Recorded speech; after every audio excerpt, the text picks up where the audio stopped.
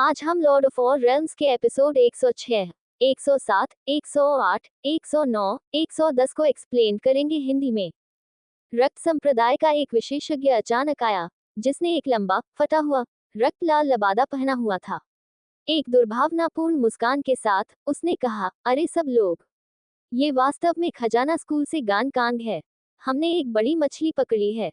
उसकी संकुचित आंखों में एक खूनी, दमघोंटू रोशनी चमक उठी।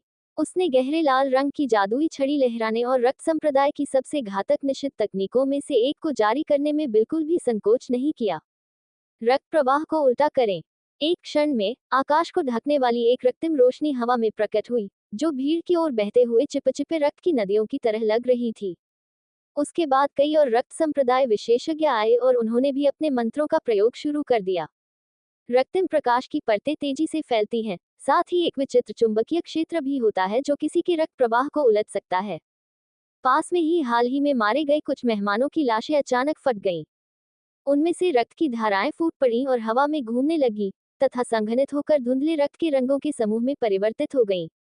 नित्यान, जो लाएगी से दूर भागने का प्रयास कर रहा था, उसे अचानक महसूस हुआ कि उसने अपने खून पर नियंत्रण खो दिया है। हालांकि वह निषिद्ध तकनीक, रिवर्स ब्लड फ्लो से प्रभावित होने वाला एकमात्र व्यक्ति नहीं था। लाए यी और उसके दोस्त, जो एनशी के खिलाफ कदम उठाने वाले थे, उनके चेहरे भी लाल हो गए। ऐसा लग रहा था कि वे अपने खून की असामान्य हरकतों को रोकने की पूरी कोशिश कर रहे थे। लानत है, धीमी आवाज में कोसते हुए और नित्यान पर एक बुरी नजर डालते हुए, लाए यी को इस बात का पछतावा हुआ कि उसने नित्यान को नहीं मारा और उसने पहले ही पल अपने हाथ का कंगन छीन लिया। उसकी मूल योजना यह थी कि जैसे ही वह ब्रेसलेट प्राप्त कर लेगा और यह पुष्टि कर लेगा कि उसके अंदर फ्लेम ड्रैगन कवच और ब्लड कोर है, तो वह वहां उपस्थित सभी लोगों का वध कर देगा। जिस कारण से उन्होंने उस समय हमला नहीं किया, वह ये था कि उन्हें डर था कि रक्त कोर नित्यान के कंगन में नहीं है, और उसने इसे कहीं और छिपा दिया है। पहले गान कांग को मार डालो। जैसे ही रक्त संप्रदाय के विशेषज्ञों ने निषिद्ध तकनीक, रिवर्स ब्लड फ्लो को सफलतापूर्वक सक्रिय किया, वे सभी खूनी प्रकाश की धाराओं में धुंधले हो गए, जो सीधे गान कांग की ओर बढ़ रहे थे। पत्थर की गुफा के मुहाने पर खड़े होकर, जिसमें से अभी भी आग की लपटें निकल रही थी, गान कांग का चेहरा झील के पानी की तरह उदास था। उसने लाई यी की ओर देखा और कहा, मैं इसे यहाँ की चीजों को संभालने के लिए तुम्हारे ऊपर छोड़ता हूँ। ये कहकर उसने पत्थर की गुफा में भागने से पहले किसी की ओर एक नजर भी नहीं डाली। रक्त संप्रदाय के मुट्ठी भर विशेषज्ञों के आगमन ने स्थिति को बदल दिया था, क्योंकि वे सभी जानते थे कि वह कौन था और उसे अपना प्राथमिक लक्ष्य मानते थे। गनकान को अच्छी तरह पता था कि अगर उसने वहां ज्यादा समय बर्बाद किया तो वह खतरे में और अधिक डूबता जाएगा। इसलिए उसने एनशी को जिंदा पकड़ने की चिंता भी छोड़ दी थी। अब वह बस जल्द से जल्द वहां से निकल जाना चाहता था। रक्त संप्रदाय का एक विशेषज्ञ हंसा, जब वह लाएगी को पकड़ने और पत्थर की गुफा में गनकान का पीछा करने वाला था। रुको, एल्डरगन, क्या आपके पास कोई अपॉइंटमेंट या कुछ है? अन्य दो रक्त संप्रदाय विशेषज्ञों ने चुपचाप क्षेत्र को स्कैन किया और फिर अन्य दो विदेशी क्यूई योद्धाओं, साथ ही लियुयान, शी, लुओशिन और अन्य लोगों को निशाना बनाया जिनके पास उच्च साधना आधार थे। उनकी नजर में नित्यान, जियांग लिंगझू, ये गुमो, झेंग बिन और एन यंग इतने कमजोर थे कि उन्होंने उन्हें कोई महत्व नहीं दिया। तुम हिलना मत। ठंडी चीख के साथ लाई के हाथ में अचानक एक लंबी, पतली जानवर की हड्डी दिखाई दी, जो छोटे घने फर से ढकी हुई थी। जानवर की हड्डी 1 मीटर से ज्यादा लंबी थी और ऐसा लग रहा था कि यह किसी आध्यात्मिक जानवर की टांग की हड्डी है। जैसे ही वह दिखाई दिया, हवा में तुरंत ही एक तेज, सड़ी हुई गंध भर गई। रक्त संप्रदाय विशेषज्ञ, जो उसके पास से भागने ही वाला था, उसके चेहरे पर अचानक चमक आ गई जब उसने कहा, क्या आप अंधेरे पाताल लोक से हैं? लाई ही ने धीमी आवाज में हंसते हुए कहा, गैनकांग अब हम में से एक है। बेहतर होगा कि तुम हमारे काम से दूर रहो। रक्त संप्रदाय के विशेषज्ञ ने नाक भान सिकुड़ी। तो क्या हुआ अगर तुम डार्क अंडरवर्ल्ड के दायरे से हो? ये ज्वाला स्वर्ग का क्षेत्र है। मुझे संदेह है कि तुम यहाँ सिर्फ तुम तीनों के साथ जो चाहो कर सकते हो। फिज, फिज, रक्त संप्रदाय विशेषज्ञ से खूनी रोशनी की किरणें निकली। वे आपस में जुड़कर अचानक एक क्रूर, नरभक्षी जानवर में बदल गईं, जिससे खून की बदबू आ रही थी। बिना एक पल रुके, वह लाएगी की ओर झपटा। लाएगी ने जानवर की हड्डी को लहराया, और जानवर की हड्डी पर लगा फर खड़ा हो गया। लाएगी की हथेली पर एक सड़ी हुई आभा बनने लगी, जो उसके हाथ में मौजूद जानवर की हड्डी के साथ प्रतिध्वनित हो रही थी। लाई यी की ओर बढ़ते हुए खूनी जानवर की तीव्र खूनी गंध किसी अज्ञात सड़न शक्ति से प्रभावित लग रही थी। वह वास्तव में मुरझा रहा था। जब ये लाई यी तक पहुंचा तो इसकी तीव्र रक्त आभा लगभग 80% तक क्षीण हो चुकी थी। लाई यी ने जानवर की हड्डी को उसकी ओर घुमाया और वह क्रूर जानवर खून की धुंध के एक समूह में बदल गया जो हवा में फैल गया। इसी समय रक्त संप्रदाय के अन्य विशेषज्ञों ने दो विदेशी क्यू योद्धाओं के साथ साथ लियू यान, शी और अन्य लोगों के साथ लड़ाई शुरू कर दी। लड़ाई में शामिल न होते हुए भी नीतियान ने देखा और महसूस किया कि रिवर्स ब्लड फ्लो द्वारा उत्पन्न बाधित चुंबकीय क्षेत्र से प्रभावित प्रत्येक व्यक्ति को लड़ाई में बड़ी कठिनाई का सामना करना पड़ रहा था। ऐसा लग रहा था जैसे उन्हें अपनी ऊर्जा का एक बड़ा हिस्सा अपने अंदर के रक्त की अजीब गति का विरोध करने में खर्च करना पड़ रहा है। पान ताओ, ये गुमो और अन्य लोगों के चेहरे, जिन पर हमला नहीं हुआ था, वो भी हल्के से लाल हो गए थे। उन्हें ऐसा लग रहा था जैसे उन्हें जमीन पर कीलों से ठोंक दिया गया हो और वे अपने खून में मौजूद असामान्यता को दूर करने के लिए अपनी पूरी ताकत लगा रहे थे। दूसरी ओर नीतियान ने एक संक्षिप्त प्रभाव का अनुभव करने के बाद काफी समय पहले ही अपना सामान्य रक्त प्रवाह पुनः प्राप्त कर लिया था। दरअसल वह पहले से ही घूमने के लिए स्वतंत्र था। उसने अपने आप से फुसफुसाया, अजीब बात है। जैसा कि उन्होंने याद किया, उन्होंने महसूस किया कि जब रिवर्स ब्लड फ्लो मंत्र सक्रिय हुआ तो उनका खून भी बदल गया था। हालांकि ये सब कुछ ही क्षण तक चला और फिर वह सामान्य हो गया तथा उस पर इसका कोई प्रभाव नहीं पड़ा। पफ, जब वह असमंजस में खड़ा था, अचानक उसके चारों ओर पत्थर की जमीन से लाल रक्त की धारें उभर आईं। वे पागलों की तरह उगने वाली घास की तरह धरती से निकले और इतनी तेजी से हवा में फैल गए कि उसे नंगी आंखों से भी देखा जा सकता था। अर्थव्याप, नीतियान ने कहा। रक्त संप्रदाय की चुड़ैल यूटोंग ने एक बार ग्रीन इल्यूजन आयाम में इसी निश्चित तकनीक को सक्रिय किया था और लाल रक्त के धागों से मिस्टिक मिस्ट संप्रदाय के कुछ लोगों को तुरंत मार डाला था। पृथ्वी से अब जो लाल रक्त के तार निकल रहे थे, वे यूटोंग द्वारा ग्रीन इल्यूजन आयाम में उपयोग किए गए तारों की तुलना में कहीं अधिक घने लग रहे थे और उनके भीतर क्यूई और रक्त की तीव्रता भी कहीं अधिक आश्चर्यजनक थी। वे एक क्षण के लिए हवा में झूलते रहे, फिर अचानक चमकने लगे और उन सभी की ओर तीखे प्रहार करने लगे जो रक्त संप्रदाय से नहीं थे। नीतियान को छोड़कर हर कोई वह वहीं खड़ा रहा और एक पल भी नहीं हिला। हालांकि उन लाल रक्त रेखाओं ने या तो उसे पहचान नहीं पाया या फिर जानबूझकर उसे अनदेखा कर दिया। ये कैसे हो रहा है? कुछ देर की उलझन के बाद उसने अपनी मानसिक जागरूकता का उपयोग करके खुद की जांच करना शुरू किया और पाया कि उसके अंदर रक्त संप्रदाय की एक कमजोर आभा थी। उसे एक अंतर्दृष्टि प्राप्त हुई। जब वह ग्रीन इल्यूजन आयाम में था तो वह यूटोन की अनगिनत लाल रक्त डोरियों में फंस गया था और उसके शरीर में छेद हो गया था और लगभग उसका खून ही बह गया था। हालांकि वह उनके हमले से बचने में कामयाब रहा था। इससे भी ज्यादा चमत्कारिक रूप से उसने अपनी विशिष्टता का फायदा उठाया और उन असंख्य रक्त तारों को परिष्कृत किया। इसका कारण ये भी था कि उसके अंदर रक्त संप्रदाय की एक कमजोर आभा रह गई थी। जमीन से निकले लाल रक्त के धागे रक्तपंथ के अनुयायियों और अन्य लोगों के बीच अंतर करने में सक्षम प्रतीत होते थे, क्योंकि जिन लोगों में रक्तपंथ की आभा होती थी, वे उनके हमले का लक्ष्य नहीं बनते थे। इस तरह वह एक बार फिर सुरक्षित बच गया, जबकि बाकी सभी पर आकाश को भर देने वाली लाल रक्त की लड़ियों द्वारा हमला किया जा रहा था। फिज, विदेशी क्यूई योद्धा, जिसने पहले अंशी को पकड़ने की योजना बनाई थी, जब वह रक्त संप्रदाय के एक विशेषज्ञ के साथ लड़ रहा था, तो उसने अपने नीचे की जमीन में हो रहे परिवर्तनों पर ध्यान नहीं दिया, जिसके कारण उसके बाएं पैर में लाल रक्त के तारों का एक बंडल घुस गया। उसने तुरंत एक तीखी चीख निकाली। उसके उलझ जाने के बाद हर दिशा से और भी अधिक लाल रक्त की धाराएं उस पर एकत्रित होने लगी। कुछ ही सेकंड बाद हिलने में असमर्थ होने के कारण उसके शरीर में अनगिनत लाल रक्त की लड़ियां घुस गईं। ब्लब ब्लब, नीतियान ने स्पष्ट रूप से देखा कि उन रक्त तारों ने उस आदमी के शरीर में छेद करने के बाद खून चूसने वाली जोंक की तरह लगातार उसका खून पीना शुरू कर दिया। उसका शक्तिशाली शरीर तेजी से सिकुड़ गया, जबकि रक्त की धारी उंगली जितनी मोटी हो गई। इस बीच पान ताओ, जियांग लिंगजू और अन्य, जिन पर रक्त संप्रदाय के विशेषज्ञों ने हमला नहीं किया था, उन पर लाल रक्त के तारों द्वारा हमला किया जा रहा था। जब वे अपने आध्यात्मिक औजारों से रक्त के तारों पर बेतहाशा वार कर रहे थे, तो उनके गले से चीख चीख की आवाज निकल रही थी। लंबे समय तक प्रतिरोध करने के बाद अंततः वे अपने रक्त की अजीब गति से मुक्त हो गए और पुनः स्वतंत्रता पूर्वक घूमने फिरने में सक्षम हो गए।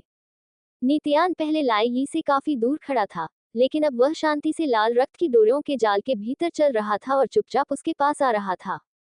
उसकी नजरें अपने कंगन पर टिकी थी जो अब लाई यी की बांह पर था।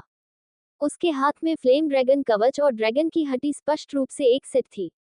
अगर उसे फ्लेम ड्रैगन कवच के अस्तित्व के बारे में पता नहीं होता तो वह चला जाता, लेकिन अब जब उसे पता चल गया कि फ्लेम ड्रैगन कवच एक साधारण वस्तु से कहीं बढ़कर है, तो वह उसे वापस लेने की अपनी इच्छा को दबा नहीं सका। ज्वाला ड्रैगन कवच। पकड़े हुए कंगन को घूरते हुए उसने ज्वाला ड्रैगन कवच को पुनः प्राप्त करने का तरीका सोचने के लिए अपने दिमाग पर जोर डाला। ज्वाला ड्रैगन कवच, ज्वाला ड्रैगन कवच, ज्वाला ड्रैगन कवच। जब उसने मन ही मन उसका नाम लिया तो किसी अज्ञात कारण से उसके शरीर के भीतर से मांस और रक्त की एक हल्की आभा निकली।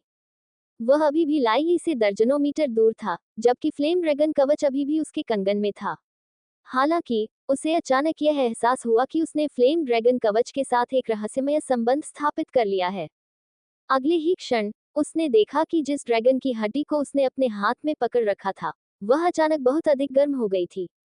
आह! लाई यी, जो रक्त संप्रदाय के विशेषज्ञ से लड़ रहा था, अचानक पागलों जैसी चीख निकालने लगा और अपनी बांह को जोर से हिलाने लगा। उसकी कलाई पर बंधे कंगन से अब भयानक लपटें निकल रही थीं। भयभीत होकर उसने जल्दी से वह कंगन फेंक दिया जो उसने नितियान से छीना था। नितियान की आंखें चमक उठी। अभी अभी जो हुआ था उससे आश्चर्यचकित होकर वह लाल रक्त की डोरियों के जाल से गुजरा और जमीन से पकड़े हुए कंगन को उठा लिया। जब वह कंगन जमीन पर गिरा तो उसमें से आग की लपटें अभी भी निकल रही थी। ऐसा प्रतीत होता था कि लौकिक क्षेत्र का एक साधक लाई यी भी कंगन से निकलने वाली ज्वाला की गर्मी को सहन करने में असमर्थ था, और उसके पास रक्त संप्रदाय विशेषज्ञ के साथ अपनी लड़ाई पर ध्यान केंद्रित करने के लिए इसे अस्थायी रूप से फेंकने के अलावा कोई विकल्प नहीं था। हालांकि जब नितियान ने उसे पकड़ने के लिए हाथ बढ़ाया तो उसे घेरने वाली लपटें अचानक बुझ गईं। बिना कोई प्रयास किए उसने कंगन उठाया और उसे वापस अपनी कलाई पर पहन लिया। फिर उसने अपनी चेतना की एक किरण कंगन के अंदर भेजी और देखा कि सब कुछ अभी भी भंडारण स्थान के अंदर था, जहां उसने ये भी पाया कि आग के निशान ज्वाला ड्रैगन कवच द्वारा अवशोषित किए जा रहे थे। नितियान को तुरंत एहसास हुआ कि कंगन में अचानक जो परिवर्तन हुए थे, जिसके कारण उसमें से धधकती लपटें निकल रही थी, वह वास्तव में फ्लेम ड्रैगन कवच के कारण हुआ था। जहां तक ज्वाला ड्रैगन कवच के ऐसा करने के कारण का प्रश्न है, तो इसका कारण ये था कि वह लगातार अपने हृदय में उसका नाम पुकार रहा था और उसके हाथ में ड्रैगन की हड्डी असहनीय रूप से गर्म हो गई थी। फ्लेम ड्रैगन कवच, रक्तकोर। नितियान ने कुछ देर तक विचार किया और अचानक कहा, रक्तकोर ही कुंजी है। धमाका! आसमान से एक जबरदस्त और जमीन हिला देने वाली आवाज गूंजी। हर कोई भयंकर लड़ाई में उलझा हुआ था और उसने बदलावों पर ध्यान नहीं दिया, बल्कि अपने अपने विरोधियों से लड़ना जारी रखा। केवल नितियान ने अपनी कलाई पर कंगन पहनने के बाद आकाश की ओर देखने के लिए अपना सिर उठाया। वहां उन्होंने एक विशाल ग्रे आकृति देखी, जो असंख्य दुष्ट भूतों के झुंड द्वारा बनाई गई प्रतीत हो रही थी, जो आध्यात्मिक खजाना संप्रदाय के मुख्य द्वार से उठकर आकाश की ओर बढ़ रही थी। वह आकाश में बहुत ऊपर चला गया और तुरंत ही उस महिला के साथ मिल गया जो रक्त रंग के कमल पर बैठी हुई थी और खजाना स्कूल से फेंग हुई पर हमला कर रही थी। विशाल कांस्य कड़ाही पर खड़े होकर विशाल ग्रे आकृति को आकाश में उठते देखकर फेंग हुई के चेहरे पर मुस्कान आ गई। बिना किसी हिचकिचाहट के उसने ऐसी आवाज में चिल्लाया जिसे हर कोई सुन सकता था, आध्यात्मिक विद्यालय और खजाना विद्यालय के सभी शिष्यों को अब घाटी की रखवाली करने की जरूरत नहीं है। भागने की पूरी कोशिश करो और तभी लौटो जब संप्रदाय फिर से संगठित हो जाए। ये शब्द सुनकर नितियान के चेहरे पर हल्की चमक आ गई। उन्होंने तुरंत समझ लिया कि वह विशालकाय ग्रे आकृति निश्चित रूप से भूत संप्रदाय का गहन क्षेत्र विशेषज्ञ था। यदि ये केवल रक्त संप्रदाय की महिला होती, तो फेंग हुई को लगता था कि उसकी ताकत के साथ आध्यात्मिक खजाना संप्रदाय को अभी भी युद्ध में जीत हासिल करने की उम्मीद होगी। हालांकि आसमान में उड़ती हुई विशालकाय ग्रे आकृति ने उसे एहसास दिलाया कि भूत संप्रदाय का सबसे शक्तिशाली विशेषज्ञ भी आ चुका है।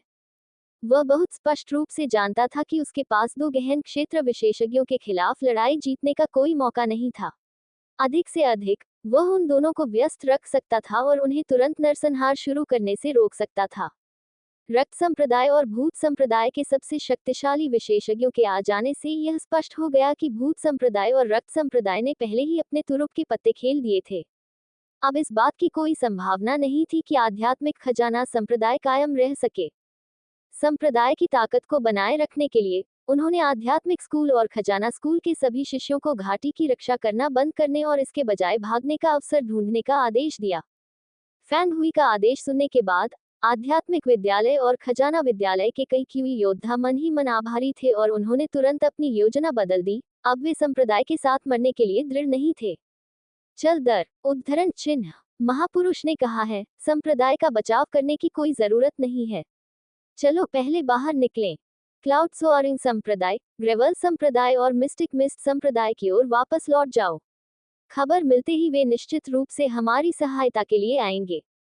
जब तक हम अन्य 3 संप्रदायों के विशेषज्ञों के साथ मिलकर काम कर सकते हैं, तब तक हमारे पास घाटी को पुनः प्राप्त करने का मौका रहेगा।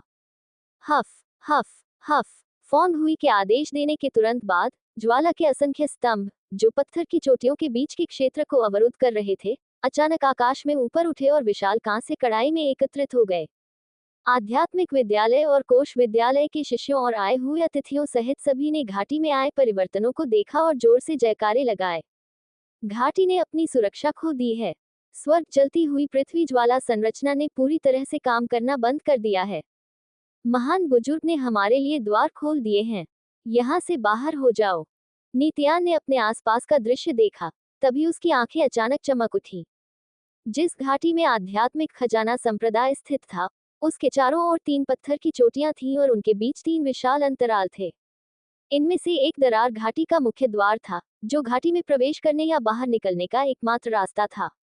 बाकी 2 विशाल अंतराल पहले से ही 2 धधकती दीवारों द्वारा पूरी तरह से अवरुद्ध थे, जो कई ज्वाला स्तंभों से बनी थी। वे आग के द्वार के रूप में काम करते थे, जो घाटी को बाहरी दुनिया से अलग करते थे। इनके स्थापित होने का लाभ यह था कि भूत संप्रदाय और रक्त संप्रदाय के विशेषज्ञ उन 2 अंतरालों से घाटी में प्रवेश नहीं कर पाएंगे।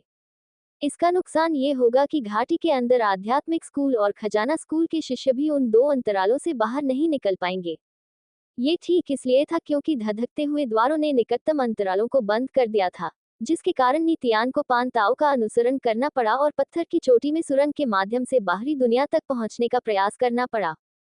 हालांकि इस समय तक ज्वाला के स्तंभों, जिन्होंने धधकती दीवारें बनाई थी, को फॉन्ग हुई के विशाल कांस्य कड़ाई द्वारा आकाश में उठा दिया गया था, जिससे वे 2 अंतराल घाटी से बाहर जाने वाले मुख्य मार्ग बन गए। नित्यान ने देखा कि फॉन्ग हुई द्वारा जाने की अनुमति दिए जाने के बाद आध्यात्मिक विद्यालय और खजाना विद्यालय के कई शिष्य उन 2 नए निकासों की ओर दौड़ पड़े। अब वे उनमें से एक के बहुत करीब थे। लियुयान ने दहाड़ते हुए कहा, नित्यान, लिंगझू, ये गुमो, हमें बुरा मत मानना, बस जाओ। चलो चलें। पांताओ ने भी चिल्लाया और निकटतम अंतराल की ओर बढ़ने की पहल की, ये देखते हुए कि वर्तमान में भूत संप्रदाय या रक्त संप्रदाय के विशेषज्ञों में से कोई भी अंतराल के पास नहीं दिखा था। एन शी, एन यंग, साथ ही झेंग बिन और हानशिन ने भी जीने का अवसर देखा, और लाल रक्तारों के हमलों को चकमा देने के बाद वे जीवन के खुले द्वार की ओर दौड़ पड़े। नित्यान को कभी भी लाल रक्तारों द्वारा लक्षित नहीं किया गया था, इसलिए लियुयान के आग्रह को सुनने के बाद वह लियुयान से कहने से पहले केवल 1 सेकंड के लिए हिचकिचाया, अपना ख्याल रखना, अंकल लियू। ये कहते हुए वह तेजी से अनशी, अनयंग और अन्य लोगों के पीछे पीछे अंतराल की ओर भागा। रक्त संप्रदाय के विशेषज्ञ लाई यी, लियुयान, शी और अन्य योग्य दुश्मनों को मारने पर तुले हुए थे। भले ही वे पूरी तरह से जानते थे कि नित्यान और अन्य भागने की कोशिश कर रहे थे, लेकिन उन्हें इसकी जरा भी परवाह नहीं थी। उन्होंने देखा कि जमीन से निकले लाल रक्त के धागे नित्यान और उसके साथियों को जकड़ लेंगे और वे जहां भी जाएंगे उन पर लगातार हमले करेंगे। उनका मानना था कि नित्यान और अन्य लोगों के साधना आधार को देखते हुए भले ही वे अस्थायी रूप से घाटी छोड़ने में कामयाब हो जाएं, फिर भी रफ्तार उन्हें पकड़ने और एक के बाद एक मारने में सक्षम होंगे। इसके अलावा इस क्षेत्र में उनके पास पर्याप्त सैनिक नहीं थे, इसलिए उन्होंने नित्यान और उसके साथियों को नजरअंदाज करना चुना और इसके बजाय लाई यी, लियुयान और अन्य शक्तिशाली लोगों के साथ अपनी लड़ाई पर ध्यान केंद्रित किया। अरे, इससे पहले जब लाई ने नित्यान को वह कंगन उठाते देखा जिसे उसने फेंक दिया था, तो वह पहले से ही गुस्से से आग बबूला था। अब जब उसने नित्यान को जाते देखा, तो वह तुरंत गुस्से से भर गया। हालांकि रक्त संप्रदाय का विशेषज्ञ जो उसके साथ लड़ रहा था, उसे जाने देने का जरा भी इरादा नहीं था। फिज फिज, जमीन से और भी अधिक लाल रक्त की धाराएं उभरी, जो पागलों की तरह उनका पीछा कर रही थी। लाल रक्त के तारों और रक्त संप्रदाय के विशेषज्ञ के दोहरे हमले से मुक्त होने में असमर्थ, लाएगी नित्यान का पीछा नहीं कर सका। वह केवल अपनी आध्यात्मिक शक्ति का उपयोग करते हुए उसे श्राप दे सकता था। जब वह ये श्राप दे रहा था, नित्यान और दूर चला गया। पान ताओ और अंशी, जो आगे चल रहे थे, लगातार यंग, जियांग लिंगजू और नित्यान से बराबरी बनाए रखने का आग्रह कर रहे थे। इस तरह, जल्दी करो। कुछ ही समय में फोंगहुई द्वारा अवरोध हटा लेने के बाद वे घाटी से भागने वाले पहले व्यक्ति थे। मेरे पीछे आओ, पान ताओ ने उन्हें रास्ता दिखाया। लोगों का समूह पान ताओ का पीछा करते हुए घाटी से जितनी जल्दी हो सका भाग गया। नित्यान कभी कभी पीछे मुड़कर देखता था और पाता था कि लाल वस्त्र पहने कई आकृतियां धीरे धीरे उस जगह के आसपास पहुंच गई थी जहां से वे चले गए थे। कुछ ही क्षणों बाद भूत संप्रदाय के कुछ काले वस्त्र पहने विशेषज्ञ भी दिखाई दिए, जो घने भूत जैसे आभा में लिपटे हुए थे। ये जानकर उनका दिल बैठ गया कि लियू यान, लू शिन तथा अन्य लोग जो अभी भी घाटी में थे, उनके लिए उस खाई से गुजरना इतना आसान नहीं होगा जैसा कि उन्होंने किया। अंतराल से दूर होते हुए भी नित्यान को पीछे से लगातार बातचीत की आवाजें सुनाई दे रही थी। कितने लोग बच गए हैं? उनके पीछे से एक कान फाड़ देने वाली आवाज गूंजी। कुछ जूनियर, क्या हम उनका पीछा करेंगे? जूनियर्स, अभी इसकी कोई जरूरत नहीं है। इस रास्ते को बंद कर दो और सुनिश्चित करो कि वे बूढ़े लोग हमेशा के लिए घाटी छोड़कर न जाएं। उन्होंने महसूस किया कि जो लोग पहले संभव क्षण में वहां से नहीं निकल पाए, उन्हें यदि वहां से निकलना होगा तो उन्हें खूनी बपतिस्मा से गुजरना होगा। ये जानना असंभव होगा कि उनमें से कितने लोग घाटी से भागने में सफल होंगे और कितने वहां मर जाएंगे। वह केवल इतना ही कर सकता था कि पान ताओ का अनुसरण करे और स्कारलेट फ्लेम पर्वत श्रृंखला की असमान पर्वत चोटियों के जंगल से होकर पूरी गति से आगे बढ़े। विशाल स्कारलेट फ्लेम माउंटेन रेंज में पर्वत चोटियों का एक जंगल था, जिसमें 3 सबसे बड़ी चोटियों के बीच आध्यात्मिक खजाना संप्रदाय स्थित था।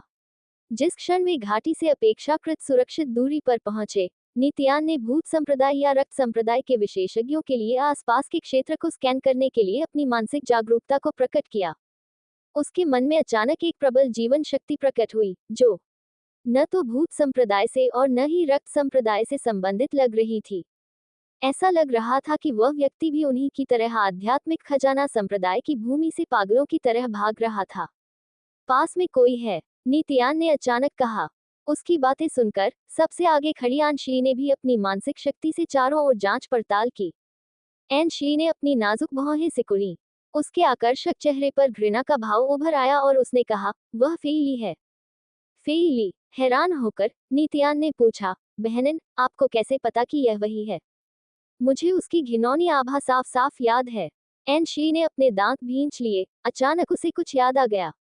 नित्यान, मैंने सुना है कि फेईली ने मेरी वजह से तुम्हें स्पिरिट फाउंड पिल बेचने से मना कर दिया। ये सही है, नित्यान ने कहा। एनशी ने धीमी आवाज में पुकारा, चलो इसे वापस ले लें। नित्यान दंग रह गया। इसे फेईली से छीनना है, एनशी ने नाक सिकुड़ते हुए कहा।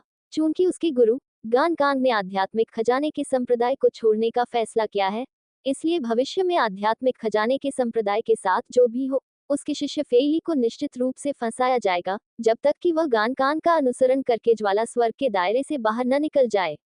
लेकिन अगर वह दायरे से भागना भी चाहता है, तो मैं उसे जाने से पहले स्पिरिट फाउंड की गोली उगलवा दूंगी। इन शब्दों के साथ आगे बढ़ रही एनशी ने अचानक अपनी दिशा बदल ली और उस व्यक्ति की ओर बढ़ गई। इससे पहले फेईली ने मुझे बार बार धमकी देने की हिम्मत सिर्फ इसलिए की क्योंकि उसे अपने महान गुरु गान कांग का समर्थन प्राप्त था। अपने गुरु की सुरक्षा के बिना वह मेरे सामने टिक भी नहीं सकता था। बस देखो, मैं तुम्हारे लिए स्पिरिट फाउंड पिल जरूर लाऊंगा। एनशी आत्मविश्वास से भरी आवाज में बोल रही थी। घबराया हुआ फेईली प्राचीन वृक्षों के जंगल में अपनी जान बचाने के लिए भाग रहा था। जब आध्यात्मिक खजाने के संप्रदाय पर विपत्ति आई, तो वह घाटी में नहीं था। इसके बजाय उसे अपने गुरु गणकांग द्वारा कुछ काम निपटाने के लिए जाने का निर्देश दिया गया था। मूलतः उन्होंने खजाना सम्मेलन के तीसरे दिन संप्रदाय में लौटने की योजना बनाई थी, जब नीलामी शुरू होने वाली थी।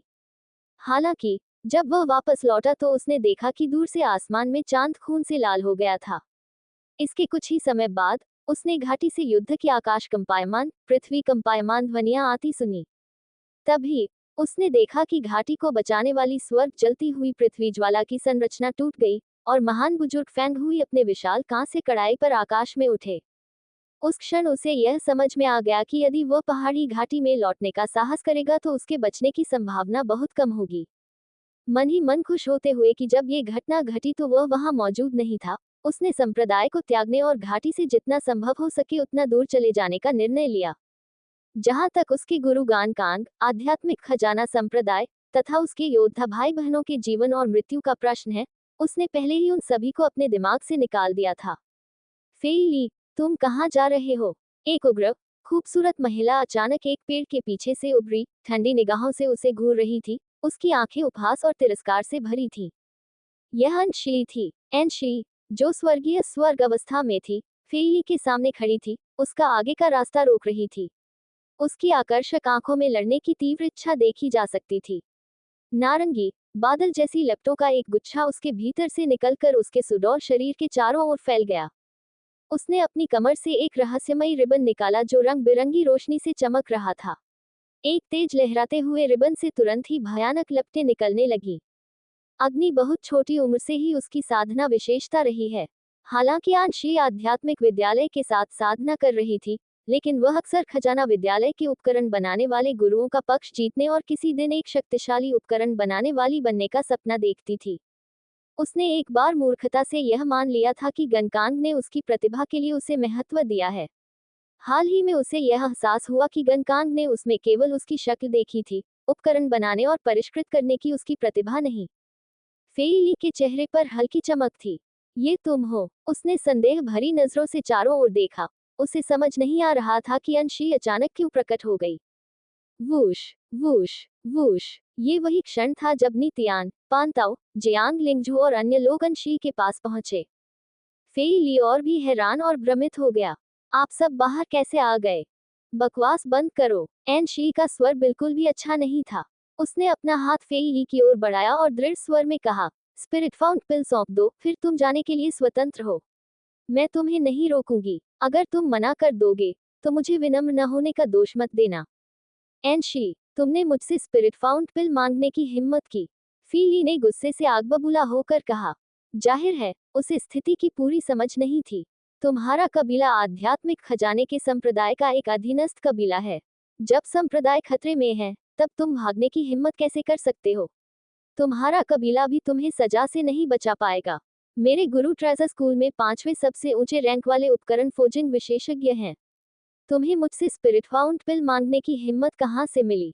अगर गनकांग तुम्हारा मालिक नहीं होता, तो मैं तुम्हें तब तक पीटती जब तक तुम्हारे सारे दांत नीचे गिर नहीं जाते। उसके खिलाफ पुरानी शिकायतें और नई दुश्मनी उभर आई, जो एनशी के दिल में भर गई। वह उससे बहस करने में एक सेकंड भी बर्बाद नहीं कर सकती थी। उसने तुरंत एक चाल चली। उसके हाथों में रहस्यमय रिबन लपटों के एक लहराते इंद्रधनुष की तरह था जो तुरंत फेई ली की ओर बढ़ गया।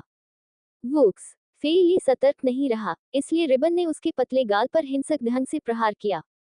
न केवल उसका आधा चेहरा सूज गया, बल्कि बुरी तरह जल भी गया। फेई ली ने चिल्लाते हुए अपना गाल ढक लिया। कुतिया, तुमने मुझ पर हमला करने की हिम्मत की। उसने कभी नहीं सोचा था कि अंशी, जो हमेशा समझौता करने वाली थी, वास्तव में उसके खिलाफ इतना हिंसक कदम उठाएगी। पान ताओ ने अपनी भौहें सिकोड़ ली। फीली पर और अधिक समय बर्बाद न करते हुए, उसने समझाया, एल्डगान कांग ने डाक अंडरवर्ल्ड के दायरे से कई विदेशियों के साथ समझौता किया है। उसने आध्यात्मिक खजाने के संप्रदाय और यहाँ तक कि ज्वाला स्वर्ग के दायरे को छोड़ने का फैसला किया है, और उन विदेशियों का अनुसरण करते हुए डाक अंडरवर्ल्ड के दायरे में जाने का फैसला किया है। वह चला गया है, और आध्यात्मिक खजाने के संप्रदाय में आपका समर्थक भी चला गया है। उसके शिष्य के रूप में, आप अपने गुरु के दलबदल के बाद अपनी जिम्मेदारियों से बच नहीं पाएंगे। स्पिरिट फाउंड पिल सौंप दो, और जितना हो सके भाग जाओ। मैं कहूंगा कि अपने गुरु को खोजो और उनके पीछे पीछे डाक अंडरवर्ल्ड के दायरे में जाओ। पान ताओ जानता था कि फीली के प्रति एनशी की नफरत बहुत गहरी थी, और यह भी जानता था कि एनशी वास्तव में काफी उग्र थी, जो उसके सौम्य रूप के विपरीत था। अब जबकि उसके पास जवाबी कार्रवाई करने का मौका था, तो वह स्वाभाविक रूप से फेली को कष्ट देने का अवसर लेगी, इतना अधिक कि वह उसे गंभीर क्षति भी पहुंचा सकती है। हालांकि फेली ज्यादा लड़ाकू नहीं था, लेकिन वह भी स्वर्ग के स्तर पर था। एक बार जब दोनों के बीच लड़ाई हो गई, तो यह निश्चित रूप से सभी का समय बर्बाद करेगा। पान ताओ ने उसे स्थिति इसलिए समझाई ताकि वह अपनी स्थिति को स्पष्ट रूप से समझ सके और उसे अंशी से मौत तक लड़ने से बचना पड़े। फेई ली हैरान रह गया।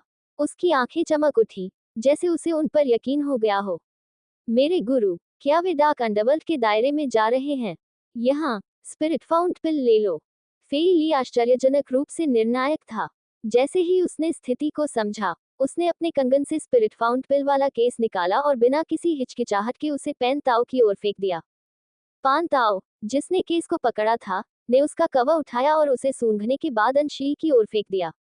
एनशी ने उसे ध्यान से देखा और धीरे से सिर हिलाया। ये स्पिरिट फाउंड पिल है। उसकी पुष्टि सुनकर नीतियान का दिल तुरंत खुशी से भर गया। स्पिरिट फाउंड पिल फ्लेम हेवन के दायरे में बेहद दुर्लभ थी। उनके विचार में, ये गोली, जो उनके दादा को कई सालों से परेशान करने वाली चोट को ठीक कर सकती थी, फ्लेम ड्रैगन कवच से भी अधिक कीमती थी। क्या मैं अब जा सकता हूँ?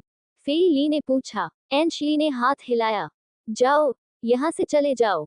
अब जब तुम्हारे पास गान कांग नहीं है जो तुम्हारा साथ दे, तो मुझे फिर से ज्वाला स्वर्ग के दायरे में मत दिखना। अगर मैं।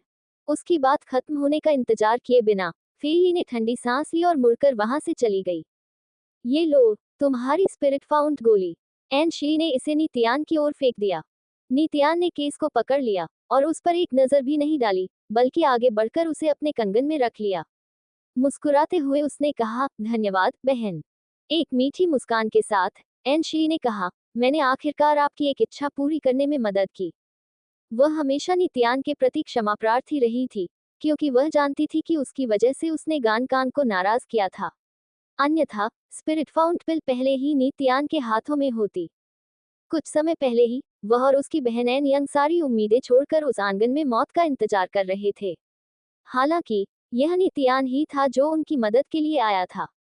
वह अपने बचने की संभावना से भी समझौता करने को तैयार था, ताकि वह और उसकी बहन उनके साथ जा सकें। वह ये भी जानती थी कि वू जिंग ने बहनों के बारे में बोलने और उन्हें अपनी जिम्मेदारी के रूप में लेने के लिए जो कारण अपनाया था, वह ये था कि उसने नीतियान को सम्मान दिया था, और वह नहीं चाहता था कि नीतियान उन्हें मनाने में अपना समय बर्बाद करे। ये भी उसकी वजह से ही था कि गानकांग ने पत्थर की सुरंग को अवरुद्ध कर दिया था और सभी के लिए प्रवेश वर्जित कर दिया था, जिससे वे पहले संभव क्षण में भागने से रोक दिए गए थे। वह जानती थी कि वह नीतियान की बहुत अधिक ऋणी है, और इसलिए वह हमेशा उसे चुकाने के अवसरों की तलाश में रहती थी। अब जबकि उसने उसे स्पिरिट फाउंड गोली प्राप्त करने में मदद की थी, जो शुरू से ही उसकी होनी चाहिए थी, उसे अंततः थोड़ी राहत महसूस हुई और उसके चेहरे पर मुस्कान हल्की और उज्ज्वल हो गई। अरे, हम अभी भी सुरक्षित नहीं हैं। पान ताओ ने कड़वाहट से मुस्कुराते हुए कहा। जो कुछ भी आपको कहना है, क्या आप इसे तब कह सकते हैं जब हम घाटी से बहुत दूर होंगे और भूत संप्रदाय और रक्त संप्रदाय के शिकार की सीमा से बाहर होंगे? तुम सही हो। एन शी ने अपना मुंह सिकोड़कर मुस्कुरा दिया। ठीक है, कृपया आगे चलिए, नीतियान ने कहा।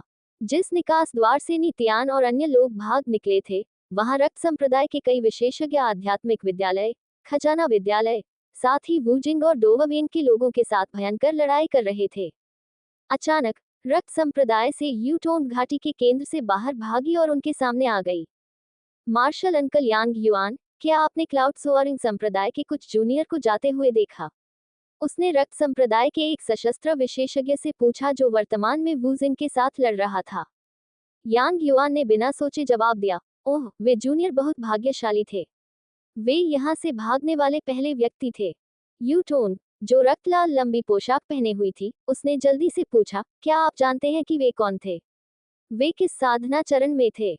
रक्त संप्रदाय का विशेषज्ञ, जो पहले लाए यी से लड़ चुका था, भाग रहे गणकांग और लाए यी का पीछा करने के लिए पत्थर की गुफा में प्रवेश करने वाला था।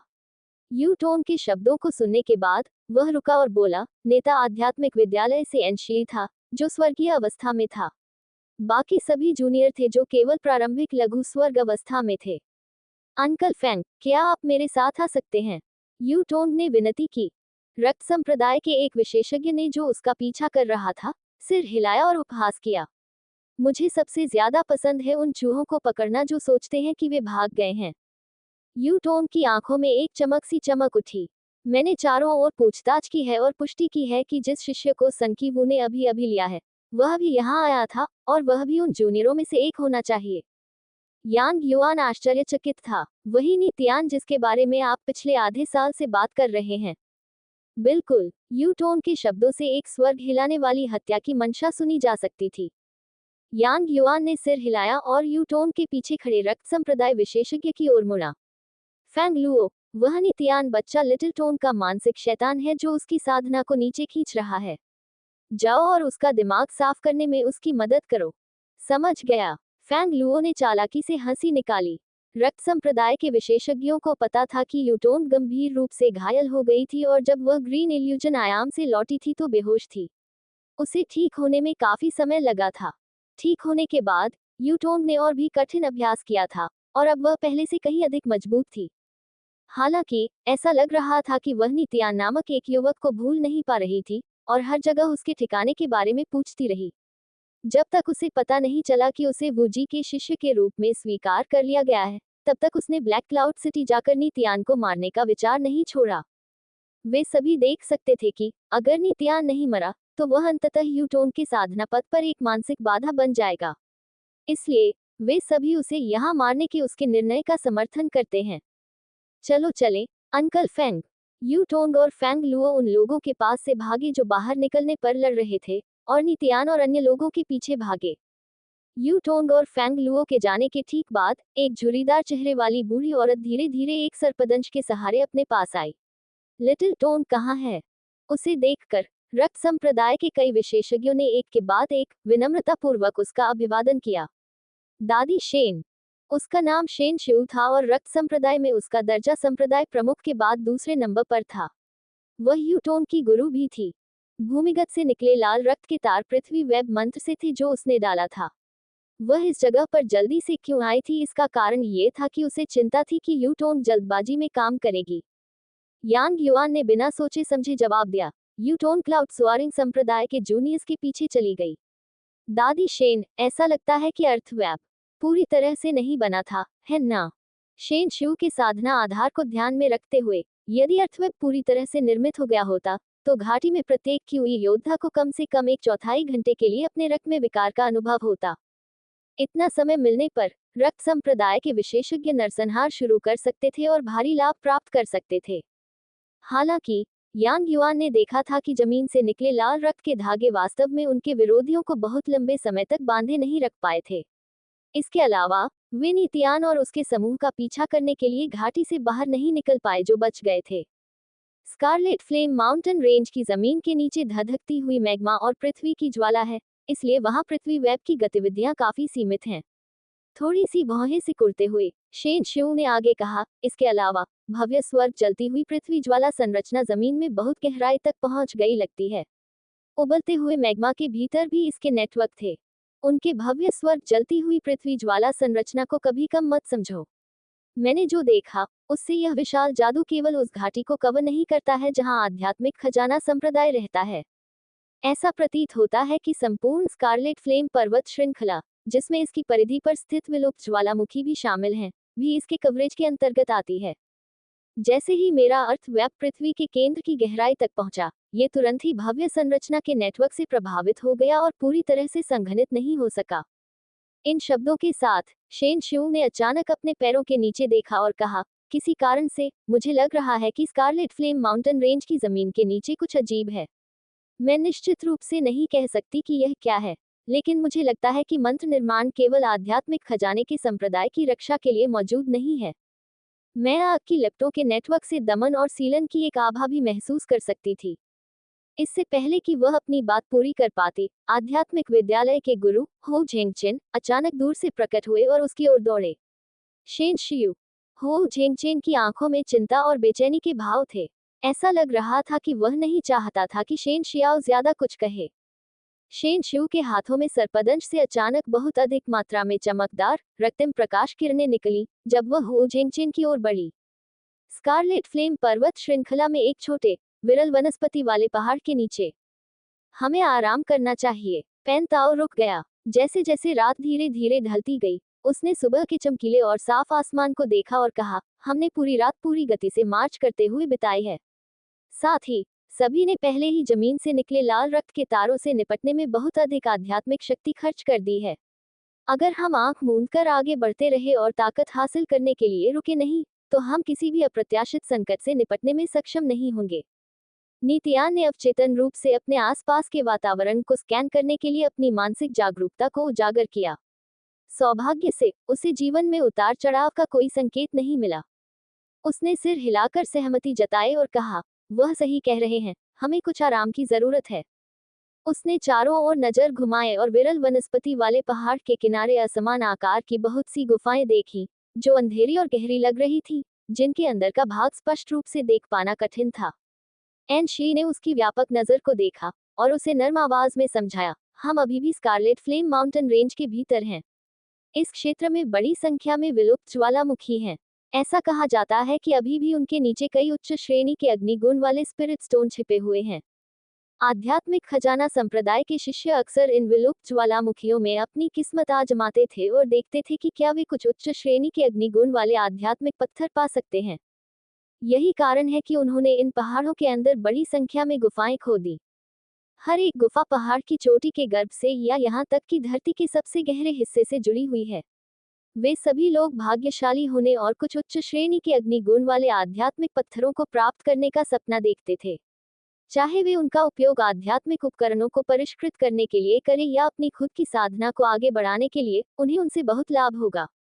पेन ताओ ने आगे कहा, पूरी स्कारलेट फ्लेम माउंटेन रेंज में एकमात्र सक्रिय ज्वालामुखी जो अभी भी पृथ्वी के केंद्र से उग्र लपटें निकाल सकता है, वे आध्यात्मिक खजाने के संप्रदाय की घाटी के आसपास के 3 ज्वालामुखी हैं। संप्रदाय के वरिष्ठ लोग तीनों को फटने से रोकने के लिए भव्य स्वर्ग जलती हुई पृथ्वी की लौ संरचना का उपयोग कर रहे हैं, साथ ही आध्यात्मिक उपकरणों को परिष्कृत करने के लिए पृथ्वी के केंद्र से उग्र लपटों का लाभ उठा रहे हैं। कई खोजबीन के बाद ये पता चला है कि अन्य ज्वालामुखी बहुत पहले ही निष्क्रिय हो चुके हैं। हालांकि उनमें से हर एक 10,000 साल पहले सक्रिय और हिंसक हुआ करता था। जब तक लावा किसी पर्वत शिखर के पेट में भरा रहा हो, तब तक उसके अंदरूनी हिस्से में संभवतः अग्निगुणित आध्यात्मिक सामग्री उत्पन्न हो सकती है। आध्यात्मिक सामग्रियों का अधिकांश हिस्सा बहुत पहले ही खनन कर लिया गया है, जिससे सबसे गहरे भागों में केवल बहुत कम हिस्सा ही बचा है। बचे हुए टुकड़ों को प्राप्त करने के लिए बहुत मेहनत के साथ साथ अच्छी किस्मत की भी आवश्यकता होगी। पान ताओ ने सभी को समझाते हुए थोड़ी देर आराम करने के लिए एक गुफा में ले गए। एन शी ने अपनी आवाज ऊंची की और कहा, हम यहाँ ज्यादा से ज्यादा 2 घंटे आराम कर सकते हैं। 2 घंटे में, चाहे हम में कितनी भी ताकत क्यों ना आ जाए, हमें फिर से बाहर निकलना होगा। लियू यान, शीयी और लुओशिन के चले जाने के बाद, वह सभी के बीच सबसे अधिक साधना आधार वाली व्यक्ति थी। स्वाभाविक रूप से, वह जूनियर समूह की नेता बन गई। जल्द ही, सभी ने एक गुफा चुन ली और उसके भीतर छिप गए, तथा अपनी ताकत पुनः प्राप्त करने के लिए आध्यात्मिक पत्थरों का प्रयोग करने लगे। गुफाएं एक दूसरे के बहुत करीब थीं। जब तक एक व्यक्ति बोलता, दूसरे उसे सुन सकते थे। समूह जितनी जल्दी हो सके स्कारलेट फ्लेम माउंटेन रेंज को छोड़ने पर आमादा था। वह था प्रतीत होने वाली गुफाओं का पता लगाने के मूड में नहीं था। आग से जुड़ी आध्यात्मिक सामग्री जो संभवतः अभी भी गुफाओं में बची हुई थी, उनमें उनकी जरा भी दिलचस्पी नहीं थी। इसके बजाय वे सभी ताकत हासिल करने पर ध्यान केंद्रित कर रहे थे। नीतियान को भी ऐसा ही महसूस हुआ। एक गुफा ढूंढने और उसके भीतर छिपने के बाद, उसने एक आध्यात्मिक पत्थर निकाला और अपने आध्यात्मिक सागर में आध्यात्मिक शक्ति को पुनः स्थापित करने वाला था। जैसे ही वह क्यूई रिफाइनिंग इनकंटेशन को संचालित करने वाला था, अचानक उसके चेहरे पर एक विचार आया। तुरंत उसने अपने कंगन से ड्रैगन की हड्डी और फ्लेम ड्रैगन कवच को बाहर निकाला और उन्हें अपने बगल में जमीन पर रख दिया। तभी उसने स्वयं को शांत किया और आध्यात्मिक पत्थर से ऊर्जा अवशोषित करना शुरू किया। अभ्यास के दौरान उसने एक बार फिर ड्रैगन की हड्डी से निकलने वाली अत्यधिक गर्मी को महसूस किया। साथ ही उसने अपने मांस और रक्त के भीतर की ऊर्जा को गुप्त रूप से फ्लेम ड्रैगन कवच में बहते हुए भी देखा। अतुलनीय रूप से भारी फ्लेम ड्रैगन कवच धीरे धीरे एक गहरे लाल रंग की चमक बिखेरने लगा, मानो वह उसकी मांस शक्ति द्वारा पोषित हो रहा हो। थोड़ी देर बाद उसने महसूस किया कि जानवर की हड्डी तेजी से गर्म हो रही थी और उसमें से तेजाब जैसी रोशनी भी निकलने लगी थी। क्या? थोड़ा आश्चर्यचकित होकर उसने अपनी मानसिक शक्ति का एक धागा इसकी जांच करने के लिए भेजा और तुरंत पाया कि ड्रैगन की हड्डी के अंदर कई ज्वलंत धागे घूम रहे थे और बीच में खून की बूंद की ओर इकट्ठा हो रहे थे। रक्त की बूंद काफी सिकुड़ गई थी, क्योंकि रहस्यमय भूमि के अंदर और बाहर जाने में पहले ही उसकी काफी मात्रा में ऊर्जा खर्च हो चुकी थी। हालांकि उस समय जब अग्नि के धागे पशु की हड्डी के अंदर तैर रहे थे, वह एक अजीब गुरुत्वाकर्षण बल को धीरे धीरे उत्पन्न होते हुए महसूस कर सकता था। कुछ ही देर में उसने महसूस किया कि उसकी गुफा के अंदर आग के धागों की संख्या बढ़ती जा रही है। उसने अपनी आंखें बंद कर ली और अपनी मानसिक चेतना से आग के धागों की उत्पत्ति का पता लगाया। उसने देखा कि वे उसके पीछे की अंधेरी पत्थर की सुरंग से आ रहे थे, जो छोटे पहाड़ के सबसे गहरे हिस्से की ओर जाती हुई लग रही थी। जैसे जैसे आग के धागों की एक बड़ी मात्रा लगातार गुफा के मुख की ओर इकट्ठी होती गई और धीरे धीरे पशु की हड्डी में प्रवाहित होने लगी, उसने देखा कि ड्रैगन की हड्डी के भीतर रक्त की बूंद बढ़ रही थी। कुछ देर तक देखने के बाद नीत्यान ने अचानक अपनी आंखें खोली और अचानक उसे नी कबीले की खदान में घटी अजीब घटना याद आ गई। क्या ऐसा हो सकता है कि जब वह नी कबीले की खदान में था, तो उसने ड्रैगन की हड्डी को फ्लेम क्लाउड मणि के ऊपर रख दिया था और इसने आश्चर्यजनक रूप से पूरे खदान में मौजूद हर अंतिम फ्लेम क्लाउड मणि की ज्वाला शक्ति को समाप्त कर दिया था। पत्थर की सुरंग के गहरे भाग से इस स्थान की ओर आ रहे अग्नि तंतु में स्पष्टतः प्रचुर ज्वाला शक्ति भी समाहित थी। इसके अलावा ज्वाला की शक्ति और भी शुद्ध प्रतीत होती थी। झनकार, जैसे ही वह अपनी नई खोजों से आश्चर्यचकित हुआ, ड्रैगन की हड्डी अचानक उड़कर ऊपर आई और फ्लेम ड्रैगन कवच की छाती पर बिल्कुल मेल खाते छेद में धंस गई। अचानक फ्लेम ड्रैगन कवच से तीव्र लपटें निकलने लगी, मानो वह अचानक जलते हुए सूरज में परिवर्तित हो गया हो और भयावह ज्वाला के उतार चढ़ाव के साथ स्पंदित होने लगा। इससे पहले कि नीत्यान प्रतिक्रिया कर पाता, ज्वाला ड्रैगन कवच अपने आप ऊपर उठ गया और उदास और अंतहीन पत्थर की सुरंग की गहराई की ओर उड़ गया। नीत्यान ने अपनी आंखें चौड़ी कर ली।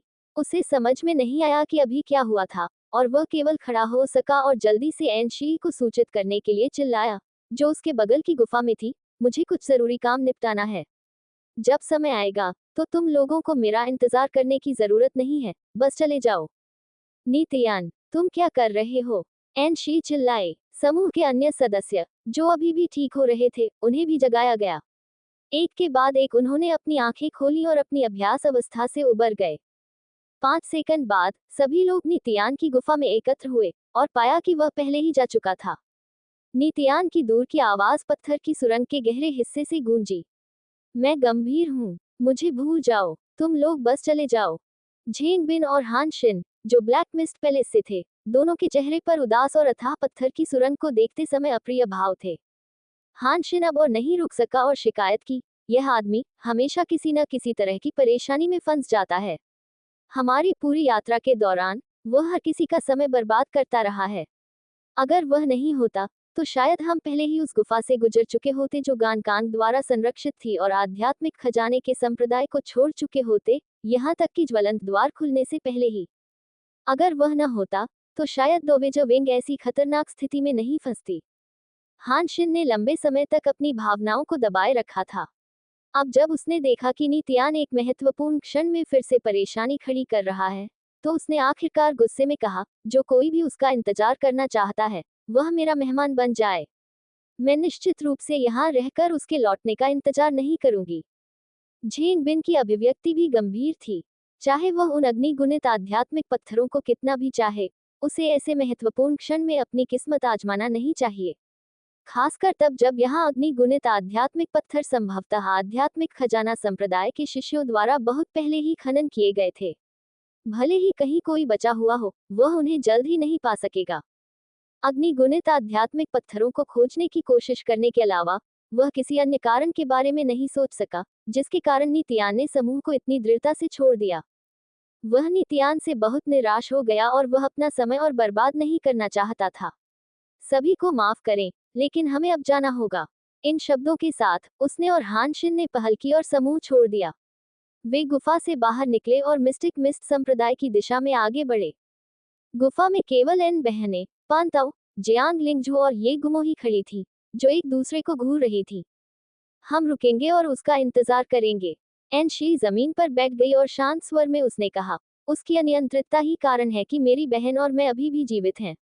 अगर उसकी अनियंत्रितता न होती, तो एल्डर वू जिंग ने हमें अनदेखा कर दिया होता, और शायद हम पहले ही रक्त संप्रदाय के विशेषज्ञों द्वारा मारे जा चुके होते। इसलिए, चाहे कितना भी समय लगे, हम इंतजार करेंगे। आन यंग भी बिना कुछ बोले बैठ गई। पान ताओ ने कड़वी मुस्कान के साथ अपना सिर हिलाया और चुपचाप बैठ गया। जियांग लिंगझू और ये गुमो ने एक दूसरे को देखा और कहा, वह छोटा बदमाश हमारा छोटा मार्शल चाचा है, इसलिए कबीले में वरिष्ठता के अनुसार हमें उसकी बात माननी होगी। अंदर ही अंदर जियांग लिंगजू नीतियान से इतनी नफरत करती थी कि वह अपने दांत पीसना चाहती थी, लेकिन जाने की मांग करने के बजाय उसने बैठकर इंतजार करना चुना और धीमी आवाज में उसे कोसती रही। उसके द्वारा बोले गए हर वाक्य में नीतियान की लापरवाही, गलत समय और जानलेवा लालच के बारे में बड़बड़ाना था। ये गुमो ने एक गहरी सांस छोड़ी क्योंकि वह भी दूसरों के साथ बैठकर इंतजार कर सकता था। नीतियान अंधेरे और अंतहीन सुरंग में और भी गहरे चला गया क्योंकि वह ज्वाला ड्रैगन कवच द्वारा छोड़ी गई चिंगारियों का पीछा कर रहा था। उसके और कवच के भीतर धंसी ड्रैगन की हड्डी के बीच हमेशा से ही किसी प्रकार का संबंध रहा था, इसलिए उसे अपनी मानसिक जागरूकता से उसे खोजने की आवश्यकता नहीं थी। यहाँ तक कि ज्वाला ड्रैगन कवच द्वारा छोड़ी गई चिंगारी के बिना भी वह ड्रैगन की हड्डी और स्वयं के बीच सूक्ष्म अंतःक्रिया पर भरोसा करके अभी भी उसकी स्थिति का सटीक पता लगाने में सक्षम हो सकता था। आध्यात्मिक खजाने के संप्रदाय के उपकरण बनाने वालों द्वारा बनाई गई पत्थर की सुरंग अथाह लग रही थी। नीतियान नीचे की ओर बढ़ता रहा, उसे नहीं पता था कि उसने कितनी दूरी तय कर ली है। अचानक वह रुक गया।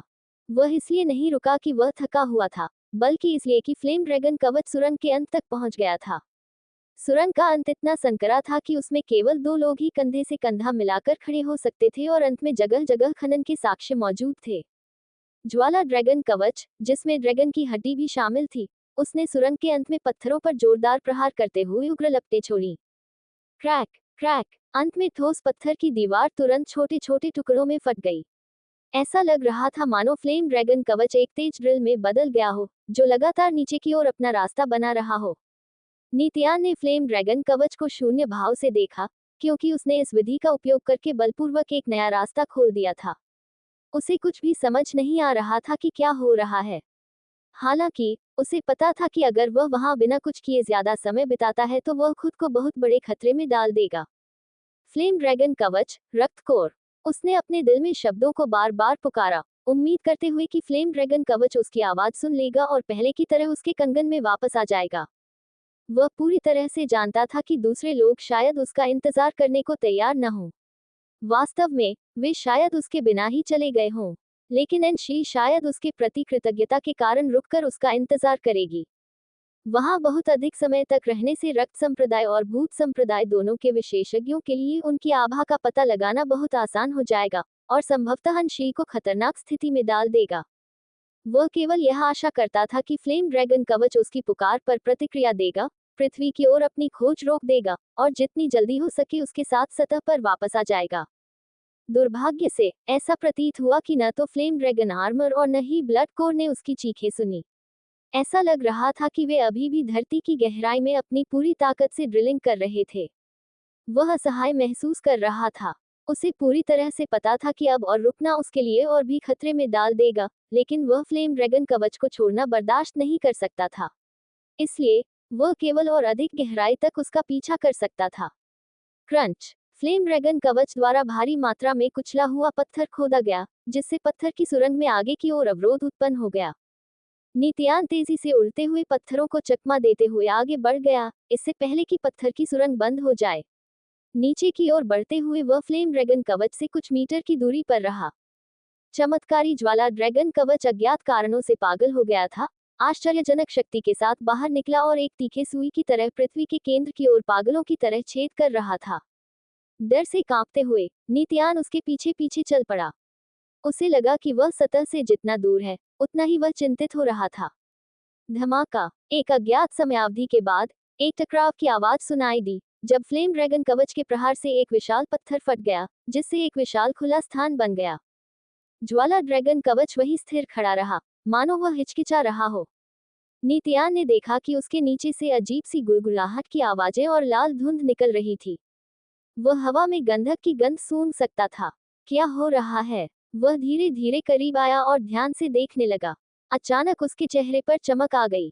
उसने देखा कि विशाल छिद्र के तल में धधकता हुआ मैग्मा भर गया है, जो बह रहा है और उसमें से बड़े बड़े ज्वलंत बुलबुले निकल रहे हैं, जो लाल धुंध छोड़ रहे हैं। नीतियान वहीं हैरान खड़ा था। क्या ये पृथ्वी के केंद्र से मैग्मा है?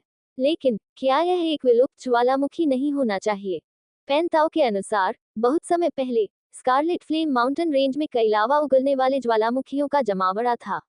लेकिन जैसे जैसे समय बदला, स्कारलेट फ्लेम माउंटेन रेंज पर बचे हुए एकमात्र सक्रिय ज्वालामुखी आध्यात्मिक खजाने के संप्रदाय के आसपास के 3 ज्वालामुखी बन गए।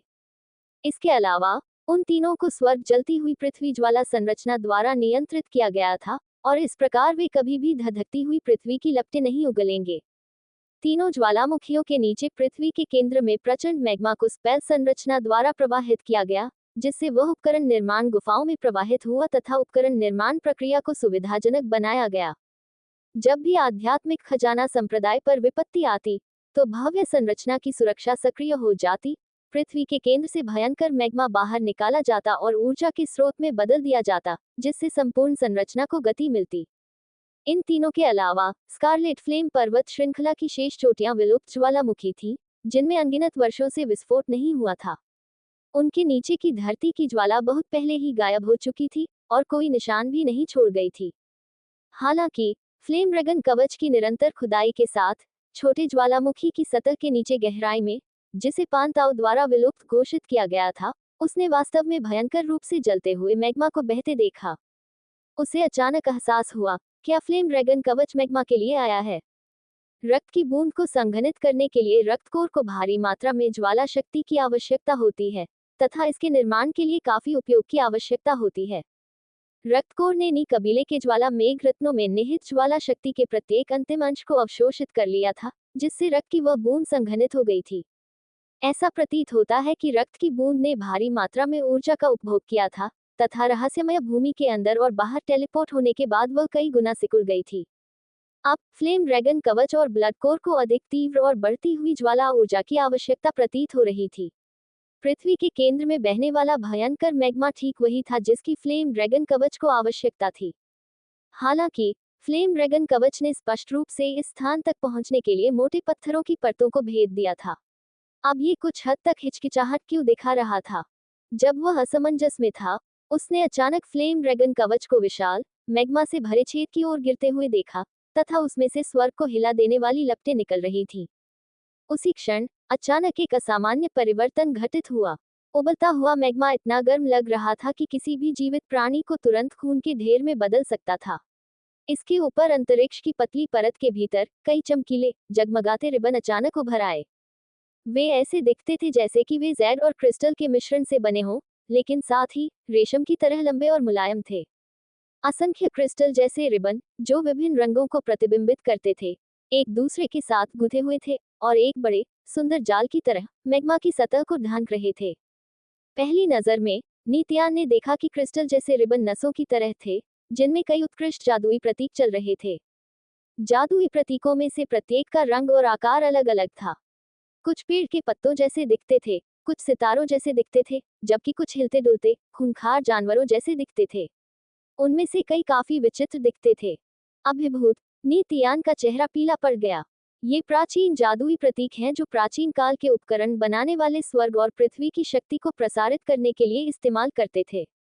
हाल ही में उसने वूजी से प्राचीन क्यू योद्धाओं के बारे में काफी कुछ सीखा था। उसने उन गहन प्राचीन जादुई प्रतीकों की भी संक्षिप्त समझ हासिल की थी, और वह अभी भी सीख रहा था। स्पष्टतः उन क्रिस्टल जैसे रिबनों के भीतर प्रवाहित नाजुक और सुंदर जादुई प्रतीक प्राचीन जादुई प्रतीक थे, जिनमें एक रहस्यमय शक्ति निहित थी, जो स्वर्ग और पृथ्वी को जोड़ने तथा पर्वतों और नदियों को पुनः बनाने में सक्षम थी। तभी उसे एहसास हुआ कि रिबन तो हमेशा से ही वहां थे, बस उन्हें इतनी अच्छी तरह से छिपा दिया गया था कि उन्हें ढूंढना मुश्किल था।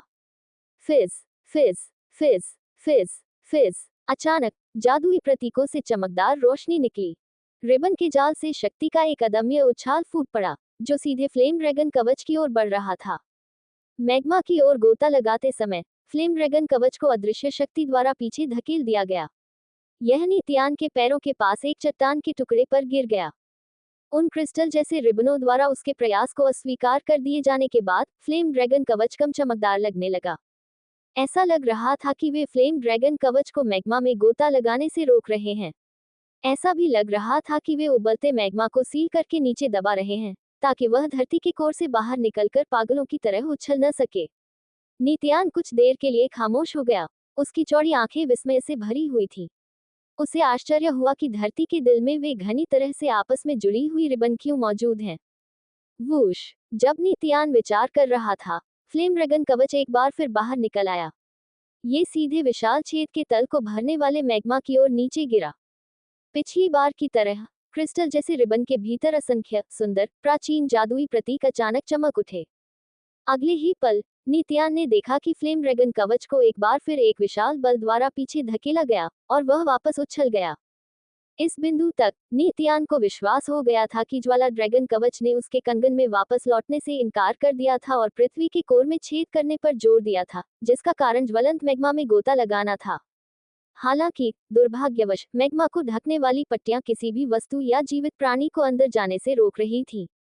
इतना ही नहीं, यह उबलते हिंसक मैग्मा को पृथ्वी के केंद्र से बाहर निकलने से भी रोक रहा था और इस विलुप्त ज्वालामुखी को फिर से प्रज्वलित और प्रचंड बना रहा था।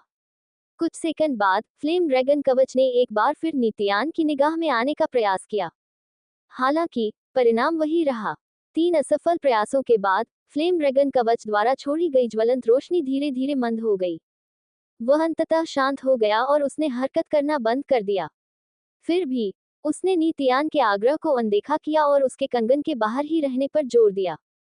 ऐसा लग रहा था कि वह हार मानने को तैयार नहीं है और किसी चीज का इंतजार कर रहा है। समय धीरे धीरे बीतता गया।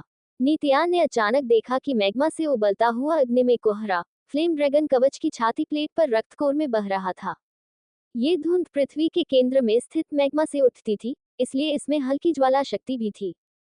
3 निष्फल प्रयासों के बाद फ्लेम ड्रैगन कवच की शक्ति समाप्त हो गई थी और वह अब धुंधली ज्वलंत धुंध का उपयोग करके ऊर्जा का भंडारण कर रहा था तथा अपने अगले प्रयास की तैयारी कर रहा था। अंदर ही अंदर नित्यान को बहुत चिंता हो रही थी। वह जल्द से जल्द उस खूनी जगह को छोड़ना चाहता था और स्कारलेट फ्लेम माउंटेन रेंज से बाहर निकलना चाहता था। हालांकि फ्लेम ड्रैगन कवच अभी भी इंतजार कर रहा था।